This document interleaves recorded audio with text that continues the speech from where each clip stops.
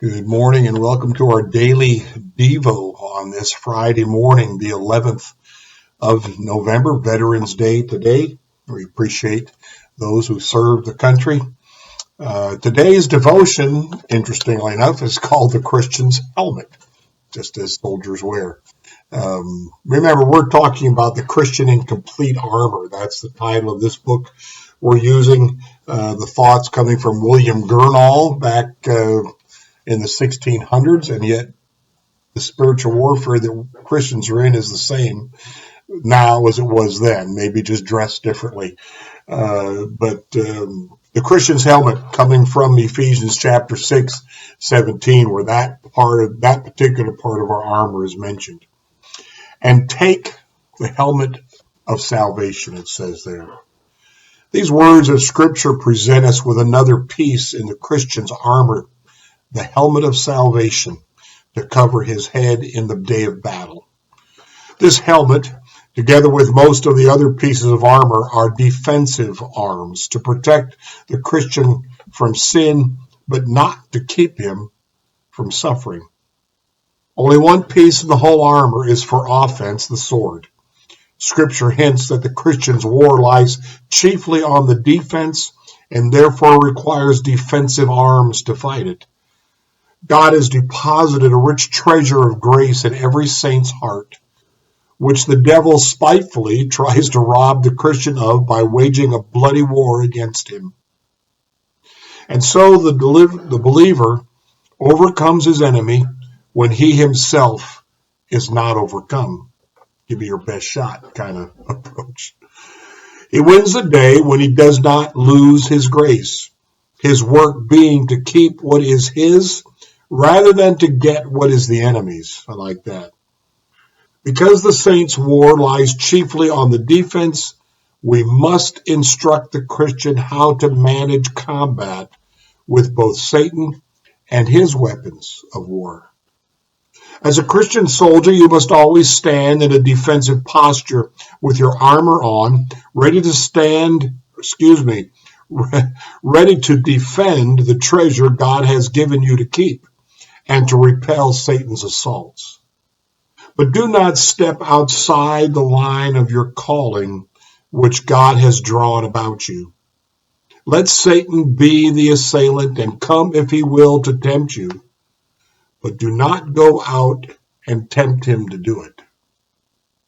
But even when the devil's instruments of war reproach the Christian, the gospel does not allow him to use the devil's weapons to return them stroke for stroke. Now, there's one we need to hear in this day, is so many in the church seem to think we fight fire with fire.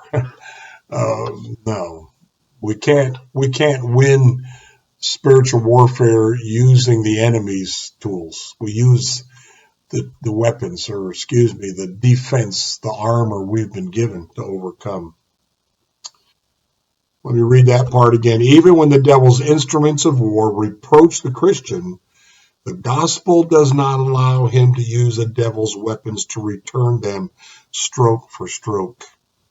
1 Peter chapter 3, verses 8 and 9 say this: Finally, all of you, be like-minded and sympathetic. Love one another and be compassionate and humble, not paying back evil for evil or insult for insult, but on the contrary, giving a blessing, since you were called for this, so that you may inherit a blessing. There's a straightforward command: not paying back evil for evil or insult for insult. That practice would have quieted quite a bit of back and forth in our recent political situation. You have, he uses the old word here, girdle, a belt. You have a belt and breastplate to defend you from their bullets, the comfort of your own sincerity and holy walk. With these you can repel the sordid arsenal thrown at you, but there is no weapon There is no weapon for self-revenge. If we're going to win the spiritual warfare that we're in, we've got to use the tools, the weapons, the defenses that we've been given, and stop trying to fashion our own or come up with our own plans, our own methodologies to do battle against the darkness.